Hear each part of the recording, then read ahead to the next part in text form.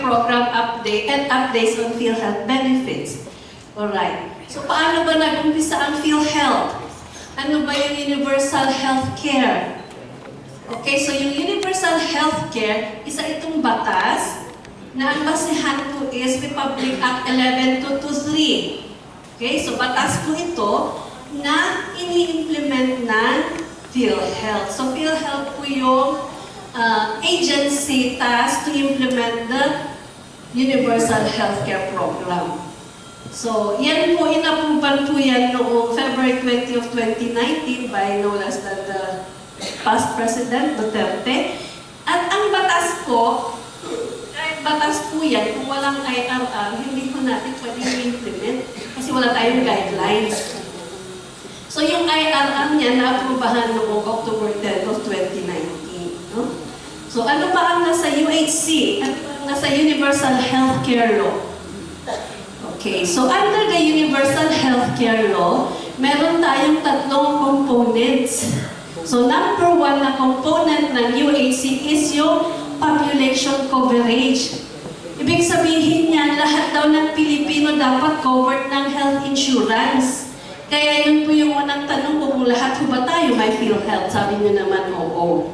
So, pag binasa natin yung nandun sa may population coverage, sabi niya, inclusion of all Filipinos into the National Health Insurance Program.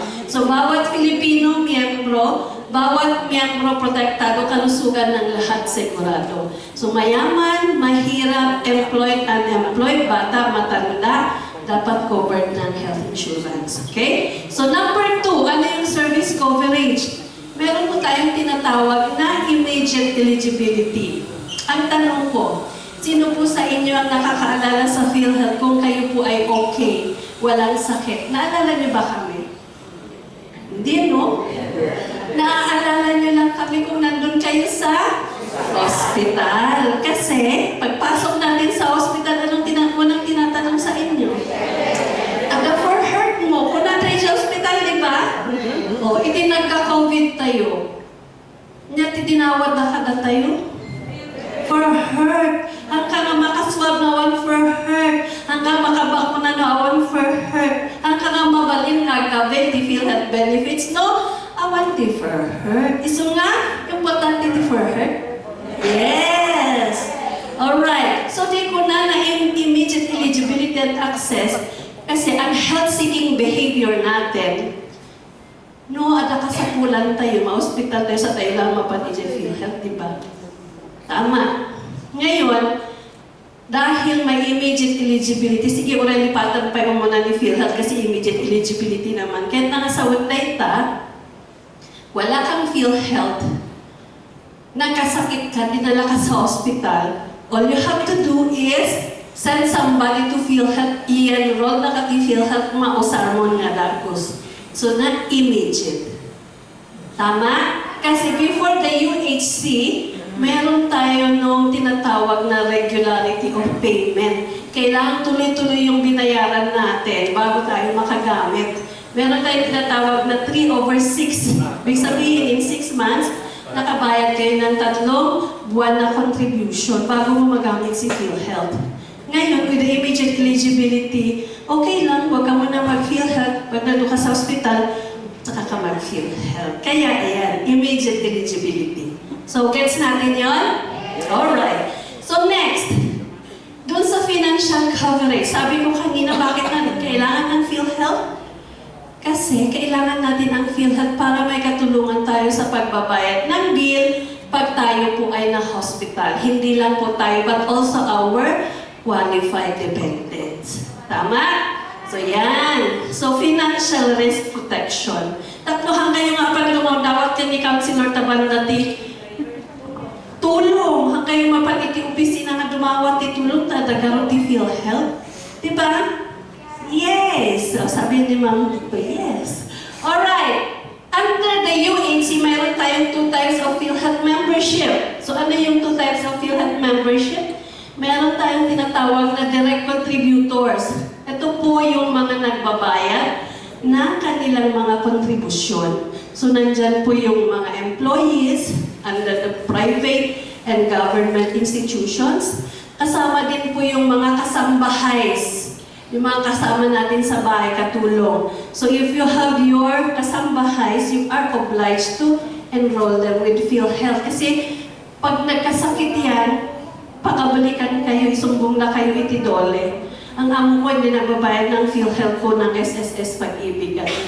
So, pag ang isang katulong ayaw magpabawas, make an agreement. Pirmahan yung dalawa na ayaw niyang magpa-deduct. Gusto niya buo yung sweldo niya. Siya na yung bahalang magbayad ng kanyang PhilHealth. Kasi mamaya niyan, balikan kayo, sumbong kayo sa dole. Just to be safe. Alright. And then, self-earning individuals and professional practitioners, ito po yung mga voluntary members. So, hindi siya employed, so gusto niya magkaroon ng PhilHealth, magbayad na lang ng sarili niya. So, voluntary members and lifetime members. Yan po yung mga gainfully employed. Kunyari, nag-retire siya from work, tapos bumalik sa work. Kunyari si ma'am, dati siyang teacher. And then, bumalik sa pagtatrabaho. Kunyari, consultant siya, may income. So, kailangan bawasan ulit siya ng PhilHealth, SSS, Pag-ibig, gano'n. So, nawatan tayo ito dyan. So, ano, ag-retire tayo, nagtugaw dyan tumba-tumba, taurayan ti pension, kasi dyan. Yan. Kasi pag bumalik ka sa work, meron ka ulit deduction. Kasi, tumatanggap ka ng income. Alright. Kasama din po dyan sa direct contributors ang mga overseas Filipino workers, mga 21 years old and above nating mga anak kasi hindi na natin sila covered, and Filipinos living abroad, yung tinatawag na dual citizens, and yung mga group enrollment program members. Itong programa na ito, yan po yung nagko-cover sa mga job order employees, sa mga contract of workers, mga ganon. Kasi walang employee-employee relationship, so pwede silang ipasok under this program. Ibabawas na lang dun sa sweldo nila yung PhilHealth contribution. Okay? Number 2, indirect contributors. Ito po yung mga walang kakayahang magbayad ng kanilang premium contribution. So kabilang po dito ang mga tinatawag na indigents, yung mga nasa listahan ng DSWD na tumatanggap ng ayuda ng ano pa. And kasama din po dyan ang mga 4Ps, Pantawid Pamilyang Pilipino Program. Okay? In the dialect, ang tawag namin dyan, puto. Alam niyo ibig sabihin ng puto? Walang-wala. Ibig sabihin, poorest of the poor. Kasi sila dapat yung mga nandyan. Yung mga poorest of the poor. Hindi yung may earth. Alam niyo yung earth? Ijebugyas kat elf. Yung senior citizens who are not currently covered by the program. So, mga senior citizens, pwede natin silang ipasok under this. Kagaya ninyo, di ba libre na yung PhilHealth nyo? Dito kayo na kabilang. Mga sangguniang kabataan officials, mga persons with disability, mga solo parents, and yung mga anak natin na 21 years old and above na walang kakayahang magbayad ng PhilHealth. So in short, ito yung mga anak na 4Ps. 4Ps gano'n, awan-awan. So nadagay anak na walang-wala rin. Parang gano'n. So, yan po yung indirect contributors na tinatawag na ang nagbabayad ng kanilang kontribusyon ay ang ating national government. So kung narinig po ninyo yung zero balance, budget for PhilHealth, yun po dapat ang ibabayad sa contribution ng mga yan. Di ba hindi binigay yung budget ng PhilHealth that's supposed to be used to pay for the contributions of this group of individuals. Nevertheless, kahit hindi binigay yung budget, makaka-avail pa rin po tayo, itong mga grupong ito. Right? So, nagets natin. Next. Okay. Yung premium contribution, di naman na kayo nagbabayad, di ba? Libre na. Kaya lang, para sa mga nagbabayad ng contribution niya, premium contribution contribution natin is a minimum of 5% of your basic salary. So kung 10,000 yung basic salary niya, 500 pesos ang minimum contribution monthly. Alright? So hindi na ko yan tataas, pero pag tumaas ang sweldo, natural tataas. Siyempre, di ba? And, okay, sa mga qualified dependents, sino yung mga pwede nating i-declare na dependents natin? Dependents or beneficiaries kung tawagin. So number 1 in your list should be your legitimate spouse, yung nag-iisa lang, na ikinasal. Kasi may mga couple na living together but not married. So kailangan kasal po sila para ma-declare nung husband or wife, yung partner niya. And for Muslim brethren, pwede ko sila hanggang 4. Pero wala naman Muslim dyan. So yun, allow sila for wives. Basta kaya nilang biyagin, ako nata, di ba? And children, our children who are legitimate, illegitimate, 20 years old and below, walang asawa, walang trabaho. Kasi kung may trabaho naman na yung anak mo, automatic may PhilHealth yan. Dapat din unmarried. So, yung anak mo na 18 years old, may anak siya, pwede mo pa rin siyang i-cover kasi wala namang asawa. Pero yung apo, hindi pwede. Kaya dapat mag-number si nanay niya. Nawatan? And, yan. Pwede din po yung 21 years old and above na mga anak natin kung may kapansanan. So sabi dyan, yung suffering from congenital disorder, yung may Down syndrome, yung may psychotic or mental disorder, yung may autism, yan, yung mga yan, pwede pa rin natin i-declare na dependent kahit above 20 na sila. And then, foster children, yung mga anak natin na kung tawagin ay adopted children, basta meron ko kayong ipopresent na foster parent license from the DSWD. So, nung adopted children, pwede natin silang i-declare na dependent natin, basta meron kayong license. Ito, yung below 60, di ba? Pag 60, automatic may PhilHealth yan. Pero may mga parents na below 60 na may kapansanan, kaya kung yung anak niya may PhilHealth, pwede niyang i-declare si nanay o si tatay na may permanent disability. So, kunyari, 59 years old o 58 yung nanay or tatay, paralyzed, yung anak niya na 21 years old o 22 years old, may PhilHealth, i-declare niya si parent niya na may kapansanan. Okay? Para hindi magbayad ng PhilHealth. Alright. So, sige, skip ko na lang yan. Meron tayong tinatawag na no copay or no balance billing. Narinig na po ba natin yan? Ang no balance billing or no copay, pwede natin yan i-avail sa government and private hospitals doon sa basic ward. Kunyari, na-hospital ako sa Baguio Gen. Baguio Gen yan, it's a government hospital. Gusto kong i-avail yan no balance billing. Pero ang gusto ko naman dun sa private room, gusto ko pa ang private doctor. Hindi pwede. So kung i-avail natin yan, dapat doon tayo sa basic ward magstay. Hanggang yung agpili at ada TV na, ada ref na nga room. Kasi pagka noon, hindi ko a-apply yan no balance billing. Ganon din po sa mga private hospitals. So, ang no balance billing and no copay, isa lang ibig sabihin yan. So, applicable na rin po sa private hospitals. Kaya lang sa private hospitals kasi limited lang yung beds. Siyempre, maliit lang yung... Kung ang hospital ay 100 bed capacity, 5%, 10% lang ng bed capacity ang i-allot for the no copay pag sa private hospital. Pagka sa government hospital, 90% of total bed capacity. So, nawatan tayo dahil no balance billing or no copay or zero billing. So, yan po ang pangalan niya, din isa lang ibig sabihin nun.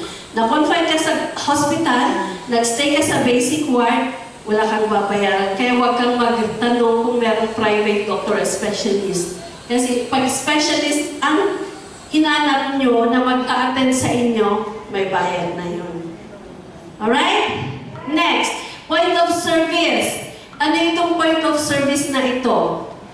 Di ba ang health-seeking behavior kasi natin, ko na, punta ka na sa PhilHealth, mag-enroll ka na, magbayad ka, nung aguray pa, tanak kayo mag-agsakit, kas dyan nga, di ba? So, bigla na confine, ano nangyari, na-aksidente ko na. Ngayon, dinala siya sa Baguio Gen. Papasok na siya ngayon sa point of service. I-enroll ng hospital social worker under this program. Wala siyang babayarang contribution. Paglabas sa hospital, wala din babayaran. So may mga pinusuko din. Kada magkaroon tikas na agureta o at nagsakit pa.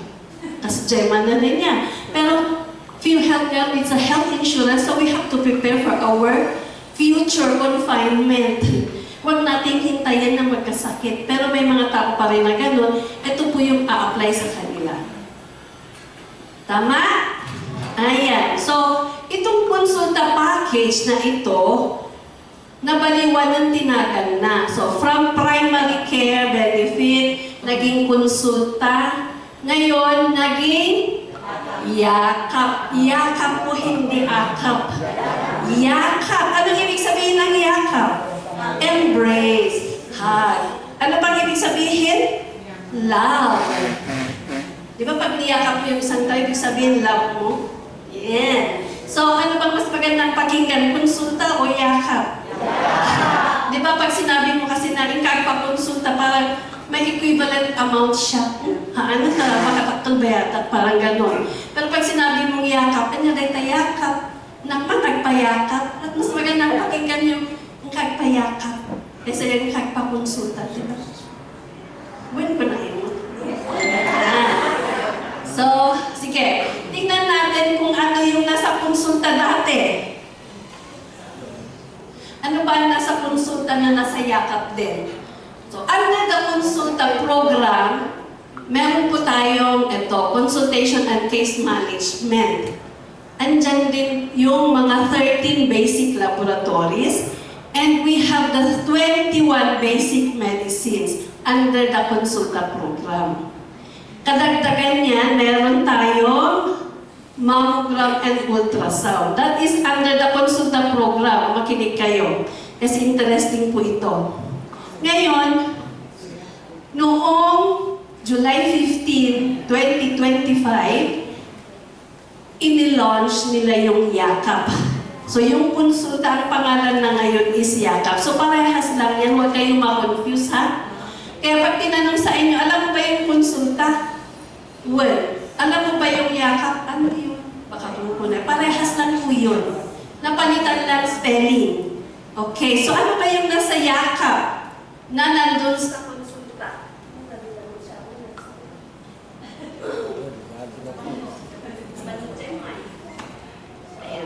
So ano po ba yung nandun sa konsulta na nasa yakap? Sige, tingnan po natin. Iwo-walk po kayo sa yakap.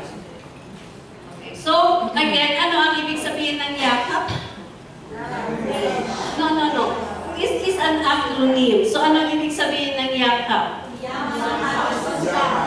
Yaman ng kalusugan. Hindi yaman sa. Yaman ng kalusugan. So, ibig sabihin niya, health is wealth. Diba? Alright, so, ang yakap daw is para malayo tayo sa sakit.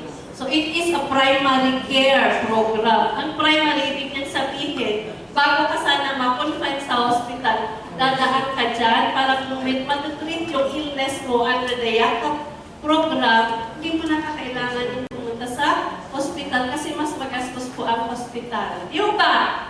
Yes. So, sige, tignan natin kung ano na dito sa yakap. Para po makapag-register kayo sa yakap, sa isang yakap center, kailangan po natin, pwede tayo through Ego app. Amoy ba mag-access to Ego app? Patulong na lang po kayo sa mga anak ninyo, no? So mga bata na matulong sila. Pwede din po sa member PhilHealth portal, PhilHealth member portal. Pwede din sa local na tanggapan ng PhilHealth. Yan po yung office namin sa may Portabaga. Alam po ba niyo yung office ng PhilHealth Baguio? So, it's located along Portavaga, second floor. And pwede na rin po kayo lumiretso sa isang yakap clinic. That is how to access yung yakap services. So, una, dapat may PhilHealth ka. Secondly, dapat magparehistro or enlist sa isang yakap center. Yun po yung pangalawang process.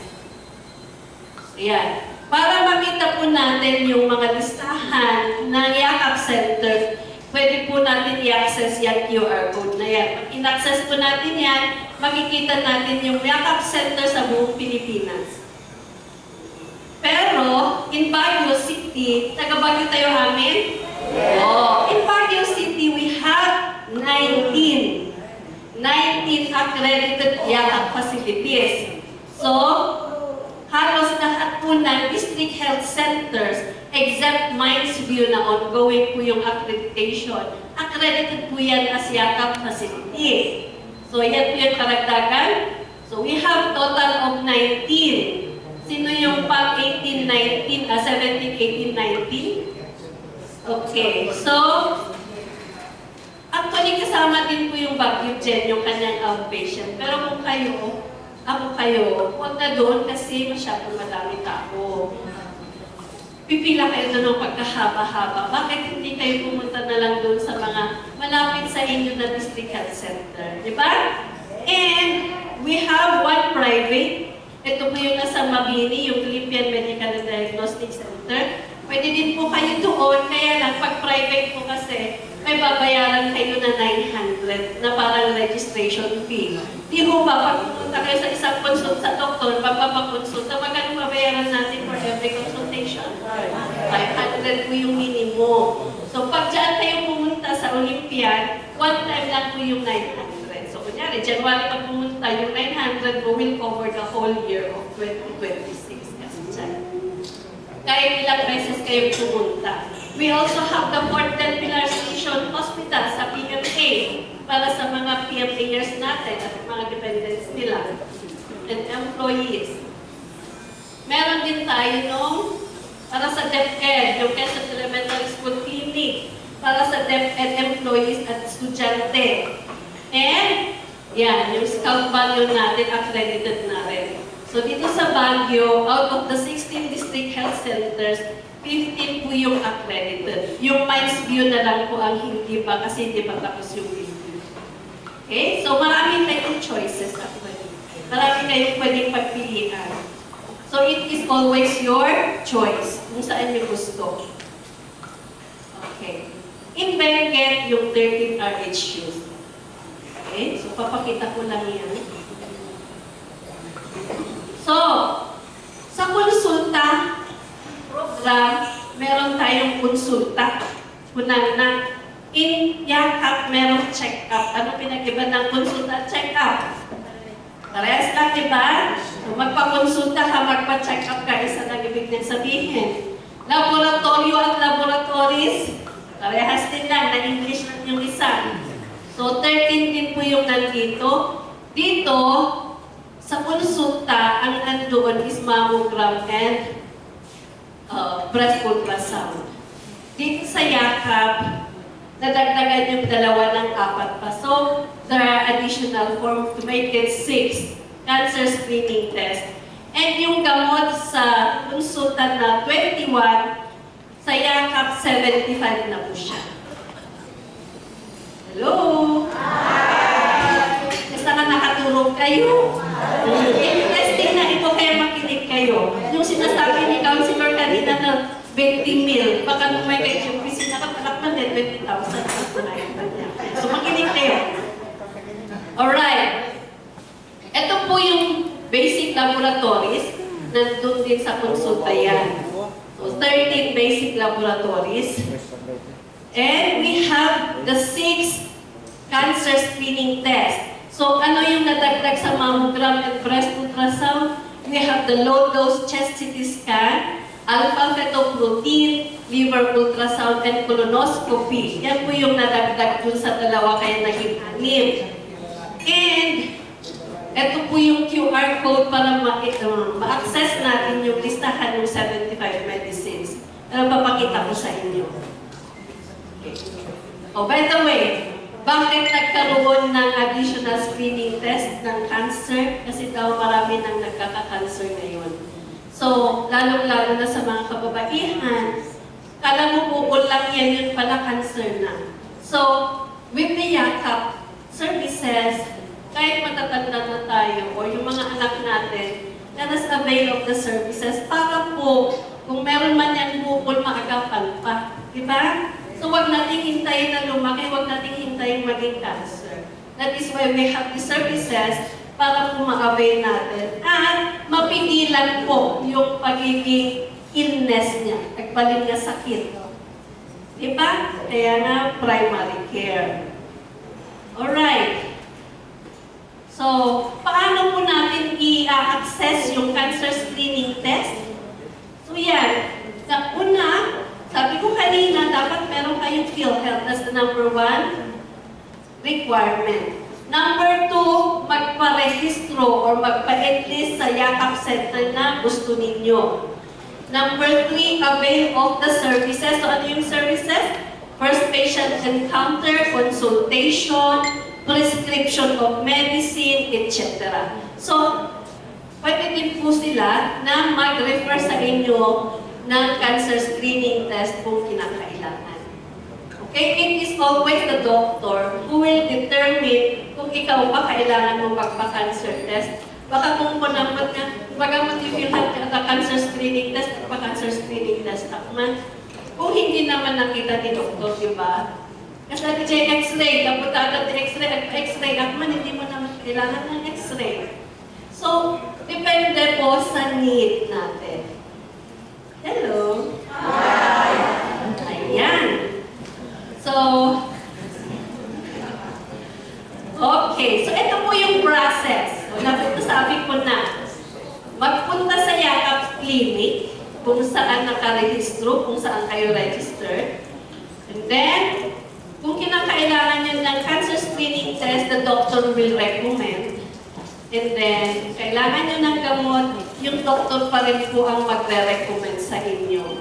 So, hindi mo pwede yung pumunta ka sa private doctor, nagbayad ka itchay, tapos nagreseta isunat ni Agas. Naman alam na ito yung Jayakap Center or Jayakap Clinic, hindi pwede yun. Kung pumunta ka sa private doctor, you have to pay out of pocket. Bayadan ka na pagka private doctor. Nang doon Jayakap Clinic ka na naman, katimbaga apon ni doktor na nagituti ka sa bulang, masapol ang pa-cancer screening test ka, masapol nga bumatang sa tiagas, isunat ni mangibaga. Hanggang na kayo niya. Kahit naman, we are doing well, wala tayong dinaramdam. Kung gusto mong magpakonsulta, okay lang yun para makita nila kung healthy po tayo. Kasi nga, health is wealth, di ba? Alright. So, asan yung mga gamot? Ito po yung listahan ng mga gamot. Sige nga, tignan ninyo baka talaga dyan kagas yung anti-microbials. Yan. Anti-thrombotics, aspirin. Anti-asthma, COPD. Anti-dyslipidemia. Ang mga madagita pa nakadoktor na eh. And we have, supportive and other therapy na kita nga agas. Baka kasapulan nyo, anti-diabetic, anti-hypertensive, yung pang sa nervous system natin. Andyan po lahat. Okay, so, a total of 75 medicines. Baka nung napang kayo ni private doctor yung, at atin prescribe na nga agas ka na kayo kat branded de jay. Awitan nyo na prescription nyo no apang kayo agpa-check up ni Jayakap Center. Kata di ba agad i-interview? Pag kayo ito kati doktor i-Jayakap na dahil di kasto yung sakit ko, like 25 things ni doktor ko, baka matatat equivalent nga agas yun itani under the 75 medicines. Na i-recommend na din yung equivalent medicines iti branded. And let us remove in our minds yung mindset natin na yung branded medicine is nakakaagas while yung generic medicines hindi makaagas. Hanggang kasi Jai. Actually, I was with Ma'am Faith kanina. Sabi ko, let us be a team para i-explain mo yung efficacy ng generic sa mga audience natin. Kasi minsan yung iniisip nila that in my HI office meeting, yung generic mo, detahan na makaagas. Ganun yung comment. Sino ka nga mangipaganahan na makaagas? Kasi yung mga generic medicines natin, as well as yung brand, dumaan po yan sa FDA. At hindi yan i-approve kung hindi makaagas. Diba?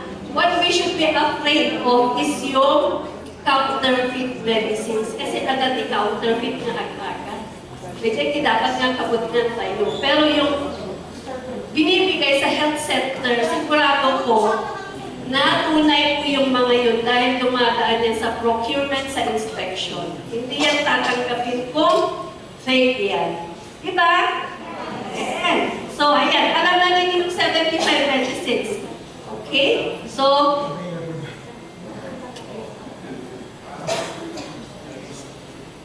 okay. So, punta naman tayo doon sa 20 mil. Amo yung digit 20,000, nabutan ko kanina nabanggit ni Councilor.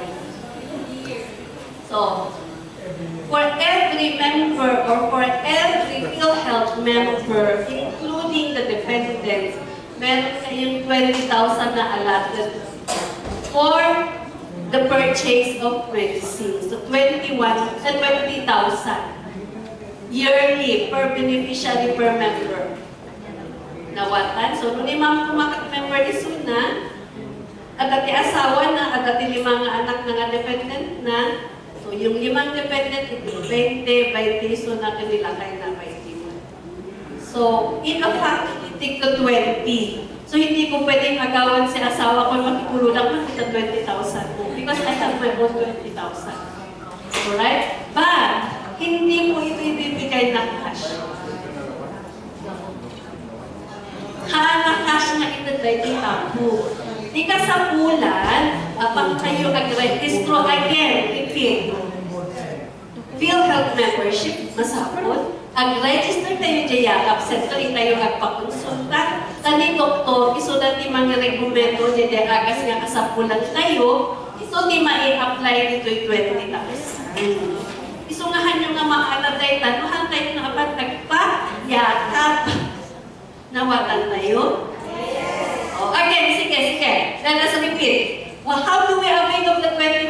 Number 1 is, you have to have your PhilHealth. Number 2, register in the facility. Number 3, that's the time na kung nakonsulta ka, binigyan ka ng prescription, saka mo lang makukuha yung gamot under this program. It will not be given as cash incentive. What were you asking, sir? When we may get kung kami sa the doctor is seldom once a week. Once a week ang availability I think how can we be treated? the honorable councilor can help me answer your question. That is one of the things we're trying to settle with the HSO. Because noon, ang isang doktor goes around different health centers. Ngayon, we now have one doctor per health center. But in the health center, there is a day for children, a day for senior, a day for lactating mothers as Jai. So, one doctor may be there. Baka ang mga schedule. Baka schedule day ubing.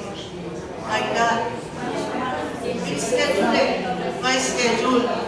And so what we're trying to ask them to do is, sana, I don't know, kasi sabi naman nila, asasikas mo mimod, nagito'y under 5. Tapos mamaya, may ni senior. Kaya't na nga isula ka doon, hindi asikas mo din. Nagtadamang tinakapila nga under 5.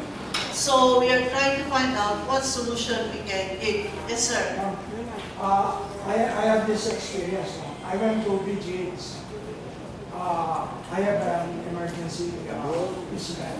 So it took me 2 to 2.5 hours before I was given Because if I will go to ATAP, what will happen to me? The doctor is not around. Wait, if it is an emergency, you have to go to Yeah. BGH. Yeah, so but Do I not will go to the for, clinic. almost 3 hours. That is really the situation in BGH. Because in BGH, this is a regional hospital. We have been trying to ask the city council na bumabalik at ang mamamatay, special na linya para taga-Bagyo. Ang Conada, ang mamabalik. Kasi regional hospital. So matibay sa mga plano ni City, ang patakder ni City Hospital. Ang nabayang-bay data. Kasi, if we put up a City Hospital, we will have to pray for the building. The difficulty in City Hospital is the equipment. Nanghina the equipment. Take a look at Benguet. Ano yan yung Benguet Hospital is under the provincial government. Gusto nga yung Benguet, they charge. Kapag agyan ka yung private room in the Benguet Hospital, ang sinirda, abay, hanggang kaya iti provincial government. As a matter of fact, tata, the watan the provincial government nga ipanda ti DOH that a Benguet Hospital na nangina ti agpataray ni hospital. So what our solution plan here is we strengthen our district health centers.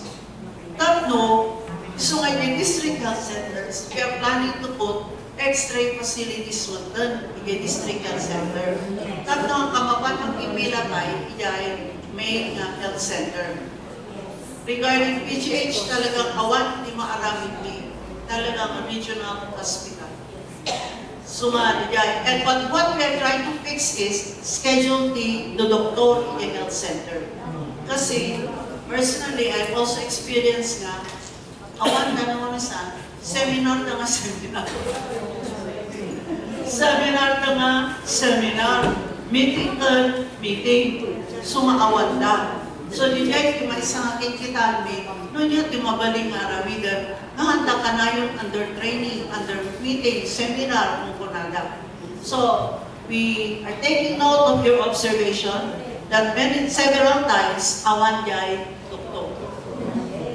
Okay, thank you. Thank you, ma'am. So actually, yun po, yung problema ni Sir, na-encounter din namin kasi here we are, PhilHealth, nag-a-advocate kami nitong yakap.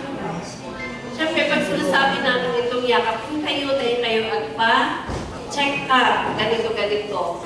Eh, nakaka-frustrate ko talaga na pagpunta mo, wala ka namang makitang doktor na present. Pero tama po yung sabi ni Counselor, na minsan, sabay-sabay po sila, may training, may seminar.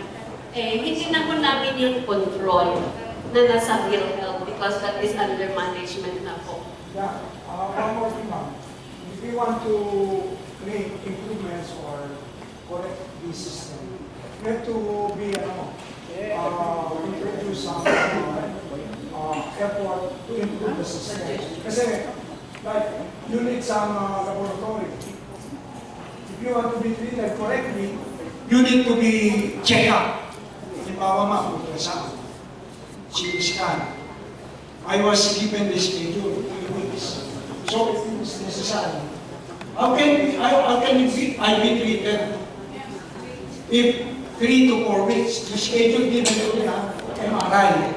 That is BGH. Yeah. Talaga sa BGH, MRI is 3 to 6 months. 3 to 6 months ang MRI. By the time you will reach that, baka nun, 3 to 6 months.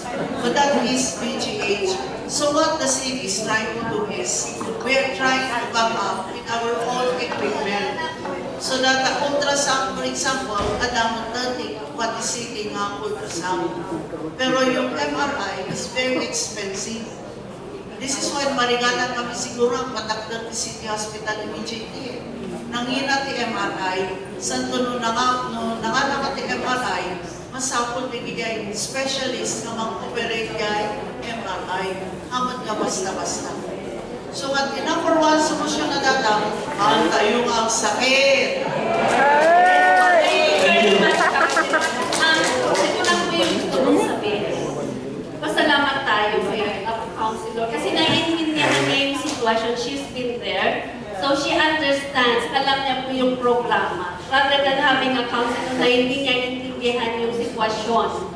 And ang gusto ko po kay Councilor, alam niya yung kailangan sa clinic. So, sana tulungan tayo. She will push for para ma-equip yung mga health centers natin na pagpunta mo doon, ando na yung ECG, ando na yung X-ray, hindi yung pupunta kang nungay, hindi siya tagagalisan, di man tag-aday yung napaka nagpagyakap itsay. Tapos wala ni doktor na apang ka-ijay may ta-ijay di ayan lang. Ang hirap kasi mamamasahe pa kayo, di ba? So, really, we are pushing for this and huwag natin tantanan si Apo Councilor hanggang ma-push na lahat ng district health center ma-equip para nandun na lahat ng kailangan nyo. Nandyan yung gamot, nandyan yung equipment, si doctor and everything. Yun po yung kailangan natin. Ma'am, siguro hindi lang po si Councilor. Ang alam po namin, naririnig po namin yung 60 billion na dapat na isusole sa PhilHealth. You know, buwelta ako sa inyo, it should be PhilHealth advocacy dapat yun. Kayo ang dapat gagastos kayo ng pera ng PhilHealth. Let's not rely from our local government because they themselves medyo constrained din sila. So, salamat po. I will explain to you, sister. That's beside yung pinag-uusapan natin na yan. Actually, I know that you're all listening to radio, nanonood kayo ng TV, and yung zero budget na nabanggit ko kanina, isa yung sa news na dapat yun pambayad sa mga contributions ninyo. Pero nevertheless, kahit hindi binayaran ang PhilHealth kahit hindi binigay ang budget ng PhilHealth, you still can avail. Hindi naman sasabihin ng PhilHealth, hindi kayo pwede mag-avail kasi hindi binigay yung budget nyo. No. Still, you can avail. You will not be deprived of availment ng mga benefits ng PhilHealth. Yung kung pinag-usapan natin sa 60 na yan, that is beside the hindi na po siya pati ng yakap na pinag-usapan natin. Nevertheless, yung 60 billion na yan, na denied, kinuha nila na pera ng PhilHealth. May plano naman po na ibabalik. So, we are still waiting na ibalik yung pera na yan para meron tayong gagastusin, ma-enhance yung benefits, madadagdagan pa yung benefits na nakukuha natin iba. Siyempre kami din sa PhilHealth, gustong-gusto namin na ibalik, but hindi po namin kontrolan, lalo na ako na nandito sa ibaba. But I'm sure na yung mga higher officials natin, they're working on it para maibalik ko yung 60 billion.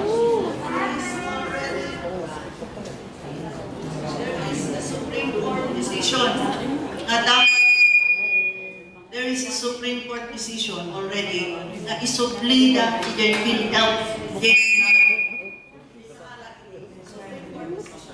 So it's merely a matter of implementation.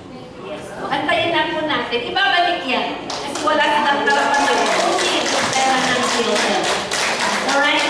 So we move on. So naiintindihan na po natin itong 20,000. So hindi mo yan cash na ibibigay. Kaya huwag mo kayo pupunta sa office para kunin yung 20,000 na yan. Okay. Huwag kayong magpagod. So, let me just add na yung 20,000, yung availment ng gamot, hindi pa ho natin ma-implement until the end of this year. Actually, in Baguio City, meron na tayong accredited na pharmacies to provide you with the medicines na nandun sa 75 list. Kaya lang, meron pa silang i-comply na app para ma-monitor ng PhilHealth kung ilan na yung na-disperse, ilan na yung naibigay sa mga pasyente, para alam namin ang babayaran namin sa mga pharmacy. And hopefully by next year, in place na lahat, then we will publish kung saan-saan po yung mga accredited na gamot pharmacies, where you can avail of your prescribed medicines. Okay? So, huwag muna ngayon ha, kayo mapapalid yung mercury, mga lakman tigamot, kung muna yun.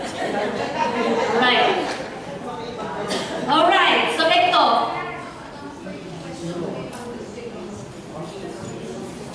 Question ko lang, I'm sorry, I'm sorry, pero I'm sure nga maka-benefit ka niya. I mean, my husband was diagnosed with CKD, chronic kidney disease stage 5, last April 2023.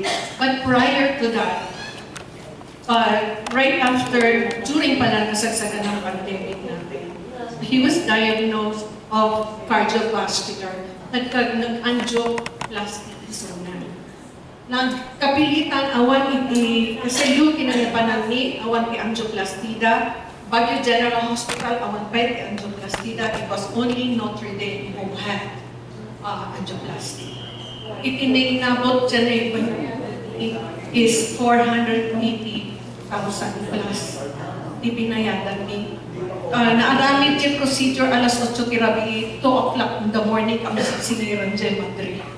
At least even half. Birukan na kami titulo, minoo RCRT, lugan. I have to parbangon, paawat pagalaan. So first thing na ijay BBCC ta member na. Anyway, itinangyari, binayatan mi nagpututang nga everywhere. In the Shinoderland, the field health was only 30,000 pesos. Now, aside from that, paspasalamat ako. Tayo din na, before din na 2025, hindi katbayatan ni the filter, the dialyzer, and the EPO na 1,800 every session. Idi before 2025. Thank you, PhilHealth, because you did something. Now 2025, free everything. Thank you so much.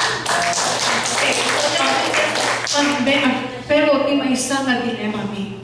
Ang makapasangit di bagayo nga 20,000 per year di agas. Apay unayo. Pagdugtungan di agas di para sakit ti puso, ganda dyan na dialysis na itin presyo ti agas na every month is 18,000 every month. Nakautang kami ng amin siman dyan asawa. Tatapi man na. Ang amin, we were both working. I used to be a librarian sa Janhig. So makita yun man niya tinigagagat mi na nagtatrabaho. Nagpurnong kami, nag-save kami, nag-ambisyon kami, tinidakal na balay. Hamin natulog tinidakal na balay. Mabasbasa kami noon tutudo. Tapos DJ Narod, awanan ti Pampara. Tatinay daw-dawatag kanyayo ang noon niya pa hindi maitulong yung para kanya. Tapusin po natin yung presentation. Baka po may makita kayong maganda dito sa inyong presentation. So, aside from the yakap, so yung yakap po is consultation lang po yun para nga po maiwasan ang pagkakasakit. Ngayon, nagkasakit ka. Ito naman po yung tinatawag na confinement or case rate. Ito po yung present ko sa inyo. Okay. So yung sinasabi... Open forum mamaya. Ay, She will finish first. Yeah. Okay? Yes. Let me finish. Because the other speakers are already here. She will finish first. Ayan. So, tapusin mo natin ito. Baka yung mga katanungan nyo nandito rin. So, yung yakap is check up. So, kung nagpangkaidya yakap, kung natin ito, ay nasa kulang na makonfine, ito na po yun. This is apart from the yakap na consultation. Ito naman na po yung nako-confine na tayo. Ang tawag natin dyan, case rate confinement. So, actually, nag-increase na rin po ang PhilHealth ng kanilang rates. So, nung makita yun na ito'y na slide tayo, dahil dyan sakit at equivalent na amount ka sa labo. Diba? So, ito sa slide natin, makikita nyo yung number 4, yun po yung pinakamahal, which is 90,100. Okay? So, example lang po yung mga yan. Halos lahat naman po ng illnesses, merong equivalent amount. So, bakit po ito pinapakita sa inyo? Kasi usually tinatanong natin pag na-hospital, magkano kayo shoulder ng PhilHealth? So dito po, makikita ninyo na yung amount na ibabawas sa sakit ninyo, sa confinement. So hindi mo pare-parehas yan. Depende po sa sakit. Okay? So merong mataas, merong mababa. So, dito nga po sa slide na ito, 90,100 yung pneumonia 2.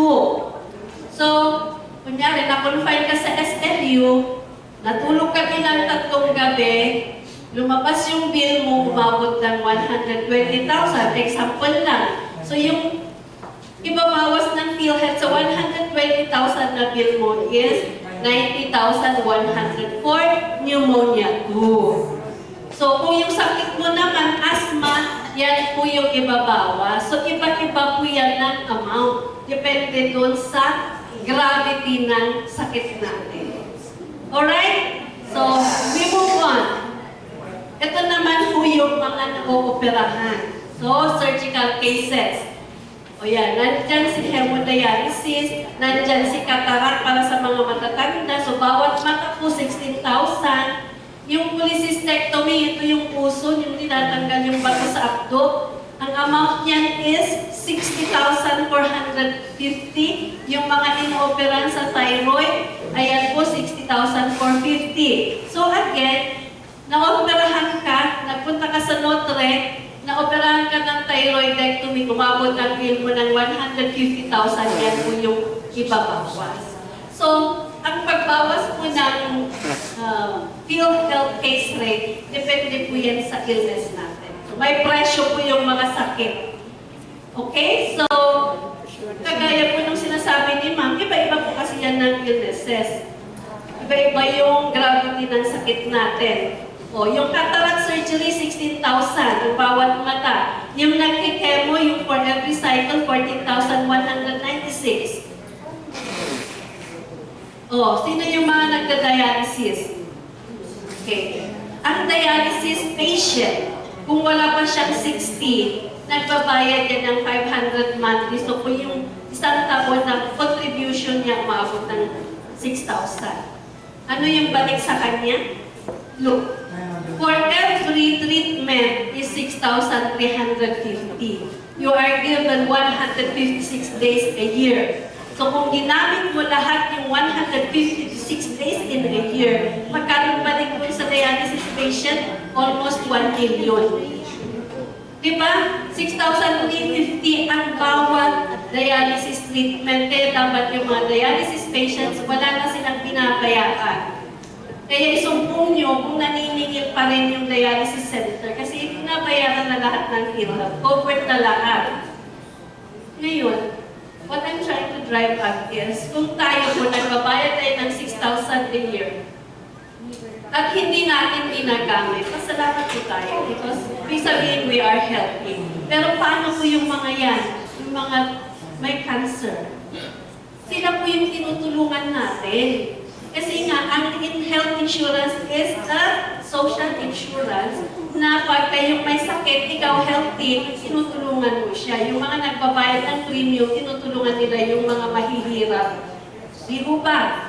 Kaysa naman kayo yung gagamit, you would rather not use our PhilHealth. Kasi pag ginamit natin ang PhilHealth, ibig sabihin na qualified tayo. So, hindi lang po pulis, hindi lang po sundalo ang heroes. You also are heroes because we are paying our taxes, we are paying our PhilHealth contributions, and if we do not get sick, we are helping itong mga patients na ito. Kaya palakpakan na mula. Alright. Okay. Ang panganganak po, iba-iba po ng presyo yan. So, CS po is 37,000, dati 19,000 lang yung CS. Ngayon, yung maternity care package, iba yung presyo sa hospital, iba sa lying-in. Kasi sa mga probinsya, ina-encourage nila na lahat ng nanganganak dapat sa lying-in clinic or sa facility para ma-avoid yung mortality rate. Kasi may mga nanganganak sa bahay, ayaw nila pupunta sa hospital, namamatay yung bata nagkakasakit, nagkaka-infect. So, para maingganyo sila na pumunta sa facility, health facility, binigyan ng mas mataas na amount. Okay? So, iba din sa hospital yung NSP, yung normal spontaneous, iba din yung sa lying in homes. Alright? So, ngayon ang panganganak, ang mga babies may bayad na rin. Nung ako ang nanganganak, awat tikas na. Isuplim pa lang after 2 days na pa nagpabango ng sa child. Dalusan tipusag. Pero ngayon, pag nanganak ang isang nanay sa isang hospital, nilinis na yung pusod, nilagyan na ng bakuna, etc. Malinis na yung baby pag-uwi. Right? So yun po yung newborn care package. Alright. Parang napagod ako dun sa question ko. I want to relate an example. My husband was also treated, was also confined as stroke siya. And binigyan siya ng stent, 2 stent dun sa heart para makahinga ng maluwag. Ang bill namin umabot ng 900,000. Dahil sa ngayon, ang case rate po ng angioplasty is 523,000 na avail po niya yung sa Notre. Because we only have Notre at this, during that time. Pero ngayon meron na sa SLU. Meron na kaklab sa SLU, hindi na lang Notre. So you have a choice. So noon, walang choice sa Notre lang talaga. Umabot na ngayon yung bill namin. But PhilHealth was able to shoulder 523,000 plus kasi yun po yung package ng angioplasty. Okay? So, iba po yung angiogram, iba yung angioplasty. So, sabi ko nga kanina, depende yan doon sa nilalagay nila na diagnosis. So, it is the doctor's diagnosis, final diagnosis, yun po yung masusunod. Okay? So, eto po. Wala na po yung 3/6 rule.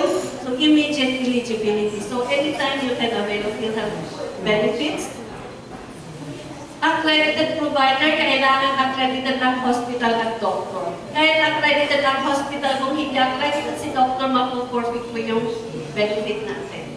So, nung nakaida kay PJ Hospital po na yung kanidok accredited ka po na yun. Diba? Kasi not all doctors will tell you na hindi sila accredited, nakakalimutan din nilang mag-renew. May mga doctors na gano'n nakaka-encounter kasi ng late accreditation kasi nakalimutan. Ayan. 24 hours rule.